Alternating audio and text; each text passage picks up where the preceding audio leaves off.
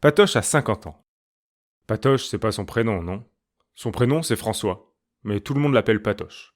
Depuis si longtemps que même lui ne sait plus pourquoi. Lui, il peint, surtout quand il ne travaille pas.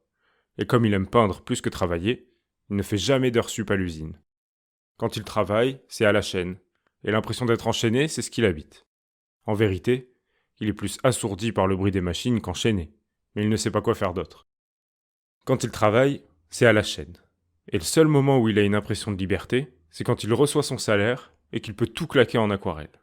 Il peint essentiellement sur des toiles, et comme les pâtes, à l'huile ou à l'eau. Il peint des paysages, urbains ou naturels, vus de loin ou de très près. Mais ça, c'est pas très important. Pour lui, ce qui compte, c'est le voyage. Et quand il peint, c'est pas le pinceau qui glisse sur la toile. C'est son esprit, son cœur, son âme, qui trace les lignes des vagues qu'il admire. Patoche n'a jamais quitté son quartier. Patoche n'a jamais quitté son quartier, à part pour aller au travail. Et encore, il lui suffit de monter dans un bus qui le pose pile devant l'usine. C'est toujours la même routine le matin. Un café, un coup d'œil sur la mer, une goutte d'eau pour les myosotis, et c'est parti pour faire de l'acier. Heureusement, pour peindre, il n'a pas besoin d'aller bien loin.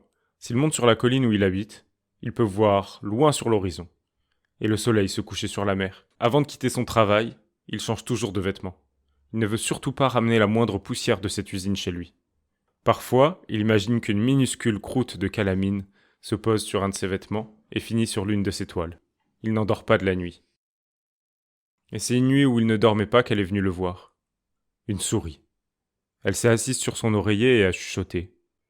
Si tu veux vraiment trouver la liberté, tu dois partir, prendre la mer.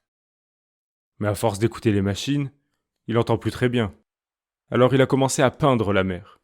Et en surfant sur une ligne azur, il a quitté son quartier, pour la dernière fois et pour toujours.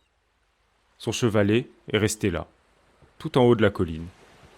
Lui, on ne l'a plus jamais revu, ni au quartier, ni à l'usine.